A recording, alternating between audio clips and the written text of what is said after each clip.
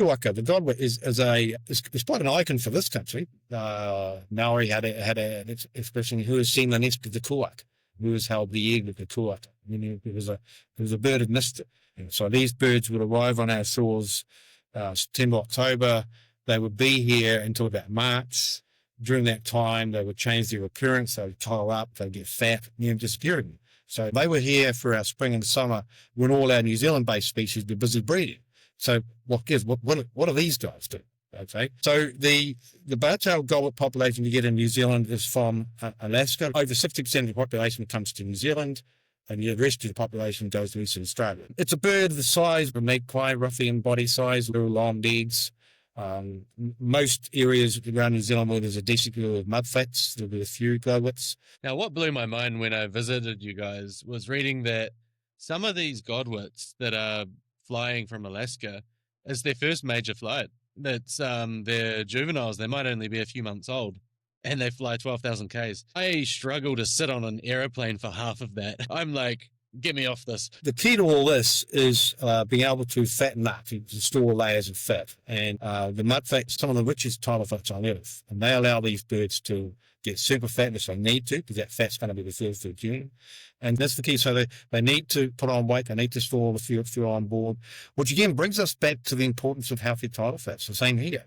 Before they leave here, they need to be able to double their weight effectively to store the fuel for the journey. So that leaves the question open to why do that? Like the energy, the putting on the weight, why do this extraordinary journey in the first place? Well, in the case of bar-tailed godwits and most of all the other birds that are breeding around the Arctic regions, they're breeding up there because the tundra during spring and summer is a time of immense abundance, biodiversity, incredible insect emergence, invertebrate emergence comes up, and that's all great food for shorebirds and their chicks. Okay, and so we talked about the juvenile godwit. In order for that bird to achieve that effort, to be able to be fully grown and on the other side of the world within 4 months, they hatch and they grow very quickly.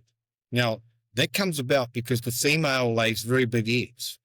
The female godwit will lay a clutch of eggs about nearly half of her body mass is four giant eggs. Now, the payoff is when those eggs hatch, those chicks are fully developed.